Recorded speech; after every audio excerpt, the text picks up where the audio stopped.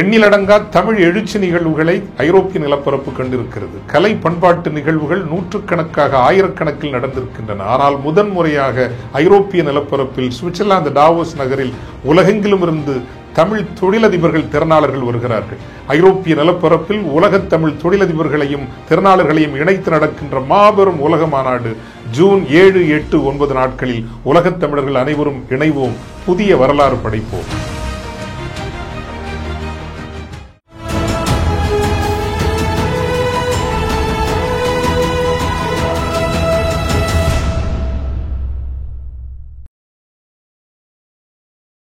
Sir வணக்கம் sir.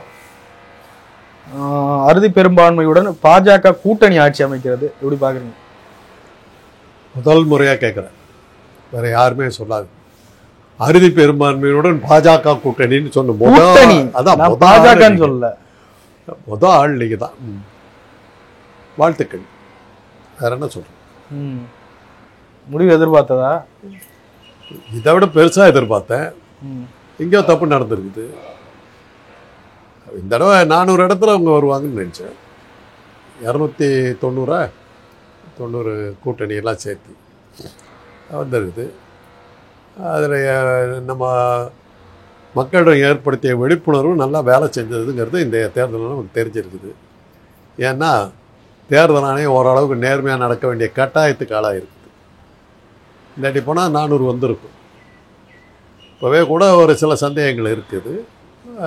தேர்தல் ஆணையம் அவரே தான் தேர்தல் ஆணையர் மற்ற தேர்தலெல்லாம் தேர்தல் ஆணையர் தேர்தல் ஆரம்பித்த உடனே அந்த தேர்தல் இது உத்தரவுகள் அந்த கட்டுப்பாடுகள் வந்த உடனே அந்த தேர்தல் ஆணையர் வந்துடுவார். அடிக்கடி செய்தியாளர்களை பார்ப்பாங்க, இதெல்லாம் செஞ்சுருக்கோம் அது செஞ்சுருக்கோன்னு எல்லாம் சொல்லுவாங்க. இந்த தேர்தல் ஆணையர் தான் கடைசி தேர்தலுக்கு முந்தின நாள் மட்டுமே காட்சி கொடுத்தார். அதுவெல்லாம் அப்படி ஒரு ஆடு இருக்கிறதே தெரியல. நான் எங்களை போன்றவர்கள்லாம் நிறைய பேர் பேச ஒரு காதுக்கு போய் மீம்ஸில் நான் காணாமல் போயிட்டேன், தலைமறைவாக இருக்கேன்னு சொல்கிறாங்கங்கிறதுக்காக நான் பேசுகிறேன்னு வந்தார் கருணையோட. அது மாதிரி ஒரு தலைமறைவாக இருந்து பல்வேறு மக்களுடைய அவநம்பிக்கையை பெற்றிருந்த ஒரு தேர்தல் ஆணையம் நடத்தின தேர்தலில் முடிவுகள் எல்லாருமே எதிர்பார்த்தது பாஜக ஆதரவாக அவங்க முதலாளியாக இருக்கிற பாஜக ஆதரவாக போகும்னு தான் எதிர்பார்த்தாங்க. நம்ம கொடுத்த விழிப்புணர்வு, கபில் சிபல் போன்றவர்கள்லாம் கொடுத்த அந்த சில தேர்தல் ஆணையம் இப்படியெல்லாம் வாக்கேந்திரத்தை வச்சு மோசடி பண்ணலான்னு அவங்கெல்லாம் சொன்னதுக்கு பிறகு எல்லாருமே முடிச்சுக்கிட்டாங்க. தேர்தல் ஆணையத்தால் பாஜக எதிர்பார்த்த அளவுக்கு செயல்பட முடியாமல் போச்சு. அதனுடைய விளைவு தான் இந்த தேர்தல் முடிவு. அறுதி பெரும்பான்மையுடன் கூட்டணி அப்படிங்கிற நிலைமைக்கு வந்துருச்சு. அதுவே பாஜகவுக்கு உளுந்த அடின்னு அர்த்தம். இப்போ நம்புறீங்களா அந்த ஓட்டிங் மிஷினு மற்றதெல்லாம்? ஓட்டிங் மிஷினை நம்பலை. ஓட்டிங் மிஷின் தப்பு பண்ணாதுங்க, அதை ஹேண்டில் பண்ணுற நீங்களும் நானும் தான் தப்பானவங்க. மெஷின் தப்பு கிடையாது. மெஷின் போடுறத சொல்லிவிட்டு போவோம், அது என்ன பண்ணும் பாவம். அதில் நீங்கள் சிம் கார்டை மாற்றுறதுல தான் நீங்கள் பண்ணுற தில்லு முள்ளு தானே. தேர்தல் அதிகாரிகளை தானே நம்ம குறை சொன்னோம். வாக்கு இயந்திரத்தை டேம்பர் பண்ணுவாங்க தான் நம்ம சொன்னோம். அது இந்த தடவை நடக்கிறதுக்கு வாய்ப்புகள் மிக குறைஞ்சி போச்சு. அதனுடைய விளைவு தான் இது. முன்னாடி போனால் மோடி எங்கேயோ போயிட்டுருப்பார். அது அவருக்கு தெரிஞ்சு போச்சு. தனக்கு இது இப்படி நடக்க போகுதுங்கிறது தெரிஞ்சதுனால தான் காவி வேஷமெல்லாம் போட்டு கதறி அழுது விவேகானந்தர் பாறையிலெல்லாம் இதெல்லாம் கடவுளே காப்பாற்றுங்கிற அளவுக்கு போனதுக்கு காரணம் மக்கள் மத்தியில் ஒரு விழிப்புணர்ச்சி இருக்குது. தேர்தல் ஆணையம் ஒரு மக்களுடைய எதிர்ப்புக்கு பயந்து நேர்மையாக சொல்லிவிடுவாங்கங்கிற பயமெல்லாம் வந்ததுனால தான் அவர் இது பண்ணார். பயந்த மாதிரி ஆயிடுச்சு. தனி பெரும்பான்மை அவருக்கு கிடைக்கல. மைனாரிட்டி அரசு பாஜகங்கிற ஒரு முண்டிக்காலோட இருக்கிற சந்திரபாபு நாயுடுங்கிற ஒரு கட்சியும் இன்னும் நிதிஷ்குமார்ங்கிற ஒரு கட்சியும் வச்சு ஊனி வந்துக்கிட்டு இருக்கு. இந்த கட்சி எவ்வளோ நேரம் இருக்குது, எப்படி என்ன பண்ண போகுதுங்கிறது தெரியும். சந்திரபாபு நாயுடு இதுக்கு முன்னாடி பாஜகவை மிக கடுமையாக எதிர்த்துக்கிட்டு இருந்தவர். அவரை ஒரு 6 மாதத்துக்கு முன்னாடி மோடி அப்பாயின்மெண்ட் கொடுக்க முடியாது, வெளிப்போ அப்படின்னு சொல்லி அனுப்பிச்சார்.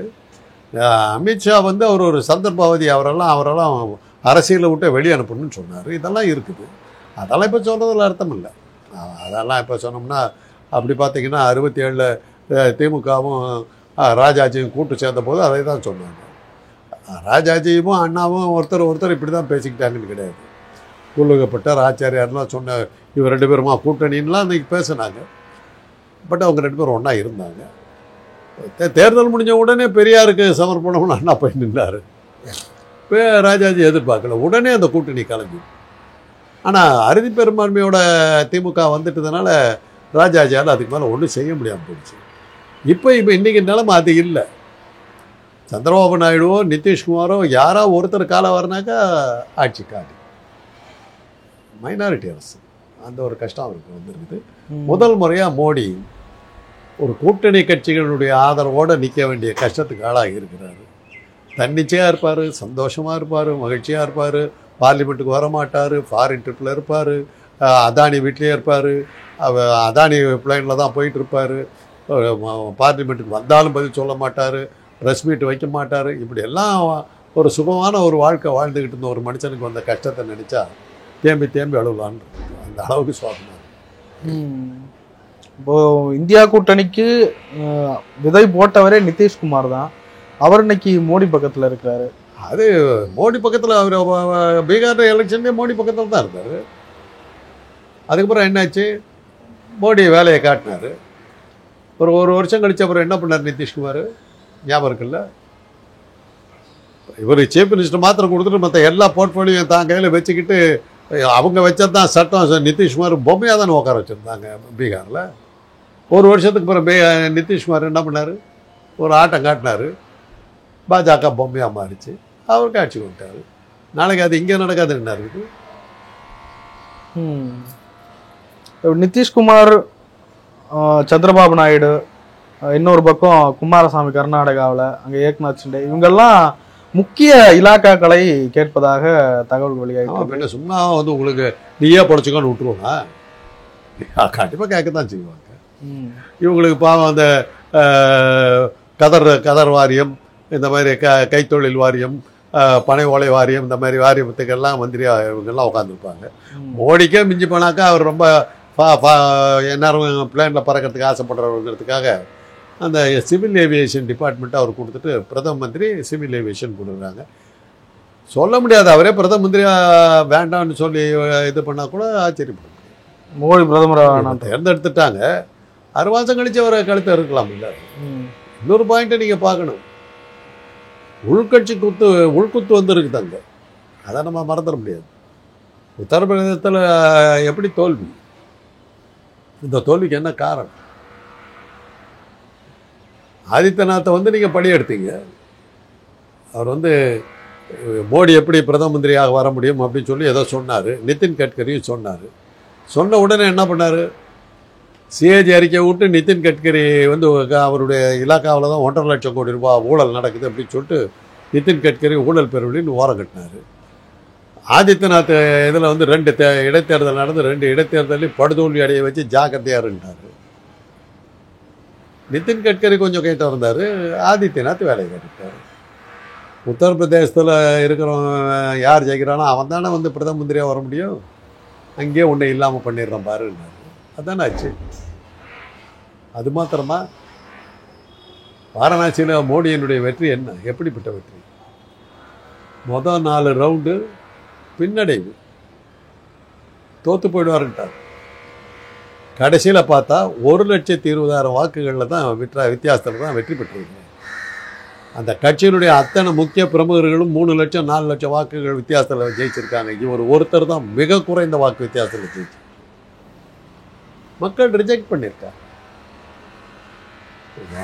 அவருடைய இந்துத்துவ தத்துவங்களை வந்து மிக பெருசாக பின்பற்றிக்கிட்டு இருந்த உத்தரப்பிரதேசத்தில் அவர் தோல்வி அடைஞ்சிருக்கிறார். ஆக அவருடைய பிடி கையை விட்டு போயிடுச்சு, உள்குத்து வந்துருச்சு. சந்திரபாபு நாயுடுவோ நிதிஷ்குமாரோ கவுத்துவாங்கன்றது ஒரு பக்கம் இருந்தாலும் ஆதித்யநாத்தினுடைய ஆட்கள் இவரை கவுத்த மாட்டாங்கங்கிறது என்ன இருக்குது? வேறு பிரதம மந்திரி கொண்டு வர மாட்டாங்கன்றது என்ன இருக்குது? இதெல்லாம் எதிர்காலத்தில் வரக்கூடிய விஷயங்கள். மோடி இதுக்கு மேல அதே ஒரு செல்வாக்கோட அதே ஒரு தன்னிச்சையான முடிவை எடுத்து செயல்பட முடியுமா? எப்படி முடியும்? அந்த முடிவை எடுக்க முடியாது. இன்னைக்கு ஒவ்வொரு முடிவுக்கும் தீர்மானம் கொண்டு வந்தாக்கா இல்லையே, மைனாரிட்டி அரசால் இருக்கீங்க. எதிர்கட்சிகளும் எதிர்கட்சியும் இன்னும் ஒரு 10 பேரை வேற இந்த சுயேட்சையார் நின்றவங்களெல்லாம் உள்ளே இழுத்துருக்கீங்க. அவங்களாம் சும்மா விட்டுருவாங்களா? எங்களுக்கு ஏதாவது கொடுத்து கேட்பாங்கல்ல. எவ்வளோ பதவி கொடுப்பீங்க? எல்லா பதவியும் வாரி கொடுத்துட்டு நீங்கள் சேர்த்திங்கிறதுக்கு என்ன இருக்கும் உங்ககிட்ட? நிலைமை படுமோசமாக இருக்குது. பதவி ஏற்றுக்கிட்டாருன்னு ஒரு 3வது முறை பதவிக்கு வந்து விட்டோம் அப்படிங்கிற வேணா ஜம்பமாக சொல்லிக்கலாம் முடியும். வேறு என்ன சாதிச்சிருக்காரு இந்த தடவை? அது ஐயோ, ஒரு பெரிய திருப்தி என்னன்னா, யாருக்குமே அடங்காமல் ஆட்டம் போட்டுக்கிட்டு இருந்த மோடி அடங்கி உட்கார வேண்டிய மாதிரி ஒரு தேர்தல் முடிவு வந்திருக்கு. தோற்றுருந்தா கூட அவர் விஷயம் தெரியாமல் தோற்று போயிருப்பார். இப்போ அவர் அனுபவித்து கஷ்டப்பட்டு படாத சித்திரவதைப்பட்டு வெளியே போக போகிறார், அரசியல் விட்டு போகிறார். அது மக்கள் கொடுத்த தண்டனையாக எடுத்துக்கணும். இப்போ ஆட்சி அமைச்சாலுமே அது நிலையான ஆட்சியாக இருக்காது. நிலையான ஆட்சி இருக்கும், நிலையாகவே இருக்கும். ஒரு 24 மணி நேரமும் பிளேன்லேயே பறந்துக்கிட்டு இருந்தவருங்க. என்றைக்கோ ஒரு நாள் இந்தியாவுக்கு வந்தவருங்க. பார்லிமெண்ட் வந்தால் கூட சுப்ரஹோ அப்படின்ட்டு போன ஆள். அப்படிப்பட்ட ஆள் இன்னைக்கு உட்காந்துருக்க வேண்டியது. அந்த ஓம் பிர்லான்னு ஒரு ஆள் உட்காந்துருப்பார் சபாநாயகரா. அச்சாஜி அச்சாஜி அச்சாஜின்னு வாய்ஸ் ஓட்டில் குரல் வாக்கெடுப்பில் வந்து பல மசோதாக்களை நிறைவேற்றிட்டு போனாங்க. இன்றைக்கி அதெல்லாம் நடக்குமா? தேர்தல் ஆணையரை நியமிக்கிறதுக்கு உடனடியாக நாடாளுமன்றத்தை கூட்டி சட்டத்தை நிறைவேற்றினார் இல்லை, அது மாதிரிலாம் இப்போ நடக்குமா? முடியுமா? அது மாதிரி எதை ஒன்று கொண்டு வந்தாலும் இவங்க 2 பேரும் கேட்பாங்களே எனக்கு என்ன லாபம் பண்ணுவாங்கல்ல. அதில் லாபத்துக்காக கட்சி நடத்திக்கிட்டு இருக்கிற ராசாமி இருக்கிறாரு. மதச்சார்பற்ற ஜனதா தளம்னு பேர் வச்சுக்கிட்டு மதச்சார்புள்ள ஜனதா தளத்தோட கூட்டணி வச்சுக்கிட்டு இருப்பார். அவரெல்லாம் சந்தர்ப்பவாதிகள் இல்லை, அவங்களெல்லாம் வச்சுக்கிட்டு இருக்கிறீங்க. எப்பேற்பட்ட ஆபத்தான ஒரு ஆளுக்கு உங்களை சுற்றி இருக்கிறாங்க. ஒருவேளை பெரும்பான்மைக்கு குறைவான இடங்களை பெற்றால் மோடி மீண்டும் வர முடியாது, ஆர்எஸ்எஸ் வேற ஆளை தேர்ந்தெடுக்கும் அப்படின்னு சொல்லியிருந்தீங்க. இல்லை, இப்போ கூட்டணி சேர்ந்து அவரை தேர்ந்தெடுத்துட்டார். இப்போ ஆர்எஸ்எஸ் விட மாட்டோம். ஆர்எஸ்எஸ்னுடைய இது தலைவலி ஒன்று இருக்குது. இப்போ அவங்களுடைய தலைவலி இருக்கு கண்டிப்பாக. மோடிக்கு வந்து ஒரு கஷ்டகாலம் தான் இந்த வெற்றி. அவருக்கு வந்து ஒரு இல்ல, கட்சிக்குள்ளே இருக்கக்கூடிய நிதின் கட்கரி, அமித்ஷா போன்ற தலைவர்கள்லாம் ஒரு அணியை திரட்டுறதுக்கு வாய்ப்பு இருக்கு. யாரும் கேட்க மாட்டாங்க நீ என்ன அப்படின்னுவாங்க, நீ யாரு அப்படின்னுவாங்க. என்னைக்கு உங்களுக்கு வந்து போன தடவை 320 சீட்டுங்க, நீங்களே தனியா உங்களை ஒன்றும் தொட முடியாது. அதிகாரி இன்னைக்கு என்ஃபோர்ஸ்மெண்ட் டைரக்டரேட் அதிகாரிலாம் நீங்கள் சொல்கிறத கேட்க மாட்டாங்க. எதுக்குடா அவங்களும் பவர்ஃபுல்லாக இருக்காங்க அப்படின்னு தானே போவான். முதல்ல உங்களை கால வரி விடக்கூடியது என்ஃபோர்ஸ்மெண்ட் டைரக்டரேட், நீதிபதிகள். இவங்க வந்து கவர்னர் போஸ்ட் கொடுக்க முடியாது போல் இருக்கு. கவர்னர் போஸ்ட் போடுறதா இருந்தாக்கா நிதிஷ்குமார் கேட்பார், சந்திரபாபு கேட்பார், தேவகவுடா குமாரசாமி எல்லாரும் கேட்பாங்கல்ல. முதல்ல நினைச்ச உடனே போட்டீங்க, இப்போ முடியாத. இவங்க ஆளுங்கெல்லாம் வருவாங்கல்ல. நம்ம ஊர் ஒரு ஆள் இருக்காரு, இந்த ஆள் என்ன போறான்னு தெரியலப்பா, நினைச்சா போறோம் ரவி. இவங்களெல்லாம் நினைச்சா பாப்பாரு. இப்போ இந்தியா கூட்டணி கட்சிகள் கூட்டம்லாம் நடத்திக்கிட்டு இருந்தாங்க. மறுபடியும் எதிர்கட்சி அரியணையில தான் உட்கார போறோம், நாங்கள் ஆட்சி அமைக்க முயற்சி செய்ய போறதில்லை அப்படின்னா, இது அவங்களுக்கு ஒரு பெரிய தோல்வியோ? தோல்வின்னு எடுத்துங்க. அந்த எதிர்கட்சியை ஸ்ட்ராங்காக வெளியே வந்து எதிர்த்து அப்படி உட்காந்துருக்கும் போது அது எப்படி தோல்வியாக இருக்க முடியும்? எது ஒன்றுனாலும் இவங்களை கேட்க வேண்டிய கட்டாயத்துக்கு ஆளாயிட்டாங்க. இவங்க தான் டிசைட் பண்ணுவாங்க. அதனால் இந்தியா கூட்டணி இப்போ பண்ண வேண்டிய ஒரு முக்கியமான விஷயம் என்னன்னா, பாஜகவுக்கு இவங்க கட்சியிலேருந்து ஆளுங்க போயிடக்கூடாது. ஏன்னா அதுக்கு உலக புகழ் பெற்றவங்க வந்து காங்கிரஸும் அந்த அவங்க கூட்டணியும். எந்த இடத்துல பாஜக ஜெயிச்சது? பாபாவில் ஜெயிச்சாங்களே போன தடவை. ஜெயிச்சது காங்கிரஸ், ஆட்சி அமைச்சது பாஜக. மணிப்பூரில் 2 எம்எல்ஏ வச்சுக்கிட்டு ஆட்சிக்கு வந்தாங்க. எப்படி வந்தாங்க? இவங்க ஆளுங்கள்லாம் கட்சி மாறினாங்க, அப்படி தானே வந்தாங்க. அதனால் இந்தியா கூட்டணிக்கு இருக்கிற ஆபத்து என்னன்னா, இவங்க கிட்ட இருக்கிற உறுப்பினர்களில் எத்தனை பேர் கட்சி மாதிரி அந்த பக்கம் போவாங்கிறது பார்க்கணும். திரிணாமுல் காங்கிரஸோ திமுகவோ போகாமல் இருக்கலாம், மற்றவெல்லாம் எப்படி? திரிணாமுல் காங்கிரஸ் அடுத்த பிரச்சனை. அவங்க இந்த கட்சியில் இருக்கிற சந்திரபாபு நாயுடு மாதிரி, நிதிஷ்குமார் மாதிரி. பட் இவங்களுக்கு மெஜாரிட்டி போனாலும் இருந்தாலும் ஒன்றும் ப்ராப்ளம் இல்லைன்னு வச்சுக்கோங்க. எத்தனை பேர்த்துக்கு இப்போ மம்தா பானர்ஜிக்கு அவங்களுடைய இது கனவு தகர்ந்து போச்சு. ஏன்னா பாஜக கூட்டணியிலேயே இப்போ பிரதம மந்திரி போஸ்ட்டுக்கு 20 பேர் காத்துக்கிட்டு இருக்காங்க. தொங்கு சட்டமன்ற தொங்கு நாடாளுமன்றம் அமைஞ்சாக்கா அந்த சந்தர்ப்பத்தில் பயன்படுத்திட்டு தான் வந்தலாங்கிறது தான் மம்தாவுடைய ஆசையாக இருந்து நம்பிக்கையாக இருந்தது.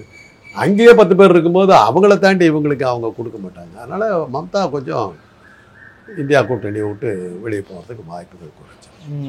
இந்தியா கூட்டணியை விட்டு பாஜக ஆதரிப்பாங்களா? ஆதரிக்கிறது கஷ்டங்கிற. ஏன்னா அங்கே ஏன் போகணும்? பிரதம மந்திரிக்கு இந்த குழப்பத்தில் தனக்கு பிரதம மந்திரி பதவி கிடைக்குங்கிறதுனால தான் நான் வெளியிலிருந்து உங்களுக்கு ஆதரவு கொடுப்பேன்னாங்க. நிலைமை கிட்ட வர வர வர தெரிஞ்சு போச்சு. அவங்களுக்கே பொழப்பு லாட்ரி அடிக்கும்போது நம்மளை அவங்க சேர்த்துக்கிட்டு நமக்கு அவங்க கட்சி கூட்டணியாக அதான் பாஜக கூட்டணியிலேயே 20 பிரதம மந்திரி வேட்பாளர்கள் இருக்காங்க. நான் வந்து வெளியிலேருந்து சப்போர்ட் பண்ணுறேன்னா இப்போ 21வது ஆளாக தான் நீங்கள் உள்ளே போக முடியும். நிதிஷ்குமார் கொடுப்பாரா, சந்திரபாபு நாயுடு கொடுப்பாரா, குமாரசாமி கொடுப்பாரா, அந்த யார் அந்த மகாராஷ்டிராவை சேர்ந்த ஒருத்தர் இருக்கார் உத்தவ் தாக்கரே. உத்தவ் தாக்கரே இந்த பக்கம் இருக்காரு. இன்னொருத்தர் ஏக்நாத் ஷிண்டே. இவ்வளவு பேர் இருக்காங்க. இவ்வளவு பேரையும் தாண்டியில் நீங்கள் உங்களுக்கு மந்திரி பதவி கேட்கறதுக்கு வர முடியும். அதனால் மம்தாவினுடைய கனவுகள் பொடியாயிடுச்சு. அது ஒன்று போயிருக்குது. அதனால் மம்தா வெளியே போக மாட்டாங்க. மற்றபடி சின்ன சின்னதாக இருக்கவங்கெல்லாம் யாராவது காங்கிரஸில் இருக்கிற 99 பேரை அவங்கள நீங்கள் பார்க்கணும். அவங்க மேலே தான் எனக்கு நம்பிக்கை ரொம்ப குறைச்சது. ஏன்னா வசந்தராஜே சிந்தியா, மாதவராவ் சிந்தியா போன்ற தீவிரமான காங்கிரஸ்காரர்களே பாஜகவுக்கு போயிட்டு அதை பார்த்தோம். குலாம் நபி ஆசாதெல்லாம் நினச்சி பார்க்க முடியாது. அவங்களே பாஜகவுக்கு போயிட்டாங்க. அதனால் இந்த கட்சி விட்டு போகிறதெல்லாம் பார்த்தீங்கன்னாக்கா காங்கிரஸ்லேருந்து போனவங்க தான் இருக்காங்க. அதனால் காங்கிரஸ் கொஞ்சம் தன்னுடைய உறுப்பினர்களை ஜாக்கிரதையாக பார்க்கணும். இதை இவங்களுக்கு நம்ம சொல்கிற எச்சரிக்கை. மோடி நான் அந்த இப்போ ரிசல்ட் டேட் அன்னைக்கு பார்த்தீங்களா சார், கொஞ்ச நேரம் மோடியே உத்தரப்பிரதேசத்தில் பின்னடைய வாரணாசியில். ஆமாம், 4 ரவுண்ட் ஓட்டு மோடி கீழே தான் இருந்தார். வெற்றியை தப்பி தாங்க பொழைச்சிருக்காரு. நாடாளுமன்ற இதில் வந்து ஒரு பிரைம் மினிஸ்டராக இருந்து 2 தடவை பிரைம் மினிஸ்டராக இருந்த ஒரு ஆள் 1 லட்சம் ஓட்டு வித்தியாசத்தில் ஜெயிக்கிறாருன்னா என்ன அர்த்தம்? அதில் தான் சந்தேகம் வருது. எலெக்ஷன் கமிஷன் இல்லாமல் இருந்திருந்தாக்கா மோடி வெற்றியை பெற்றிருக்க மாட்டாருங்கிற மாதிரியான ஒரு சந்தேகம் வருது. அதனால தான் அதெல்லாம் அவர் தெரிஞ்சுக்கிட்டு தான் நம்ம ஏதோ ஆயிடுவோம் போட்டிருக்குங்கிற பயத்தில் தான் ஊராக சுற்றி கோயிலாக போக ஆரம்பித்தார். வளர ஆரம்பித்தார். பைத்தியம் பிடிச்ச மாதிரி ஆகிட்டார். நானே கடவுளுங்கிற மாதிரிலாம் பேச ஆரம்பிச்சார். காரணம் அது அவருக்கு தெரிஞ்சிருக்கு. நாமளே கவுந்துருவோம் போட்டு. பிரசாந்த் கிஷோர்லாம் 303க்கு மேலே தான் வரும், 300க்கு கீழெல்லாம் வராது. நான் எவ்வளோ தேர்தல்கள்லாம் கடிச்சிருக்கேன், கரெக்டாக இருக்கும் அப்படின்னாரு. பிரசாந்த் கிஷோர்லாம் ஒழுங்காக சொல்லியிருப்பாங்க. மிரட்டி ஆச்சு. நான் தான் சொன்னேன். நானே ஒரு தடவை கருத்து கணிப்பு போட்டேன். நான் ஒரு சேட்டலைட் டிவியில் இருந்தபோது அதிமுக ஆதரவாக நாங்களே கருத்து கணிப்பு போட்டோம். தேர்தல் முடிவுகள் வேறு. அவன் இப்படியெல்லாம் பண்ணி தானே அதை கருத்து கணிப்பை வந்து கேவலப்படுத்தி நம்பிக்கை இல்லாமல் பண்ணதுக்கு காரணமே அதிமுக. அதாவது ஜெயலலிதா வந்ததுக்கு பிறகு தான். ஜெயலலிதா வந்ததுக்கு பிறகு தான் கருத்து கணிப்பு வந்து போலியான கருத்து கணிப்புகள்லாம் மிக அதிகமாக வர ஆரம்பிச்சு. அதோட பிரணாய் ராய் போன்றவர்கள்லாம் சொன்ன முடியல. அவ்வளோ கரெக்டாக இருக்கு. மக்களும் வந்து ஓரளவுக்கு உண்மையை பேசணும். இப்போலாம் அந்த எக்ஸிட் போலில் யாருக்கு போட்டேன்னா எனக்கு இன்னும் அந்த வடிவேல் ஜோலுக்கு தான் ஞாபகம் வருது. வடிவேல் படத்தில் யாருக்குடா போட்டேன்? உனக்கு தான் என்ன போட்டேன், பனைமரத்துக்கு தான் என்ன போட்டேன்ப்பா. டேய் உண்மையை சொல்கிறா, பனைமரத்துக்கு தான் என்ன போட்டேன், நீ இப்படி கேட்பேன்னு சொல்லி தான் நான் ஓட்டையே எடுத்துகிட்டு வந்துங்க பாரு அப்படின்னு காட்டுவான். அது மாதிரி எத்தனை பேர் பண்ணாங்கன்னு யாருக்கு தெரியும்? ஆனால் இப்போல்லாம் வந்து எக்ஸிட் போலில் நீங்கள் கேட்குறத வச்சுட்டு நீங்கள் எதோ கருத்து கணிப்பெல்லாம் போடுறீங்கன்னு தெரிஞ்சிட்டதுக்கு பிறகு போய் பேச ஆரம்பிச்சிட்டாங்க. ஸோ ரிலையபிலிட்டி போயிடுச்சு. அந்த சாம்பிளிங் எல்லாமே ரிலையபிலிட்டி போயிடுச்சு.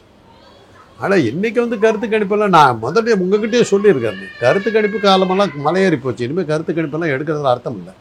அந்த Times Now, C voters, India Today போன்றவங்களாம் பாஜக சப்போர்ட்டர்ஸ். அவங்க தான் இஷ்டத்துக்கு போட்டாங்க. இப்போ என்னாச்சு? அவங்க மூஞ்சி எங்கே கொண்டு போய் வச்சுக்குவாங்க? இன்றைக்கி ஒரு விஷயம் தெளிவாக தெரிஞ்சு போச்சு இல்லை, கருத்து கணிப்புங்கிறது ஃப்ராடு அப்படின்றது தெரிஞ்சு போச்சு இல்லை, அதை வெளியிட்ட ஆளுங்களாம் ஃப்ராடுன்னு தெரிஞ்சு போச்சு இல்லை. அதனால தான் அந்த ஆள் ஓன்னு ஆளுதான். பிரசாந்த் கிஷோர் ஒழுங்காக தான் சொல்லியிருப்பார். மிரட்டி இருக்காங்க, சொல்லாதேன்னு இருப்பாங்க, சொல்லலை. சார் நிறைய விஷயங்களை பயன்படி நன்றி சார். எண்ணிலடங்கா தமிழ் எழுச்சி நிகழ்வுகளை ஐரோப்பிய நிலப்பரப்பு கண்டிருக்கிறது. கலை பண்பாட்டு நிகழ்வுகள் நூற்றுக்கணக்காக ஆயிரக்கணக்கில் நடந்திருக்கின்றன. ஆனால் முதன்முறையாக ஐரோப்பிய நிலப்பரப்பில் சுவிட்சர்லாந்து டாவோஸ் நகரில் உலகெங்கிலும் இருந்து தமிழ் தொழிலதிபர்கள் திறனாளர்கள் வருகிறார்கள். ஐரோப்பிய நிலப்பரப்பில் உலகத் தமிழ் தொழிலதிபர்களையும் திறனாளர்களையும் இணைத்து நடக்கின்ற மாபெரும் உலக மாநாடு ஜூன் 7, 8, 9 நாட்களில் உலகத் தமிழர்கள் அனைவரும் இணைவோம், புதிய வரலாறு படைப்போம்.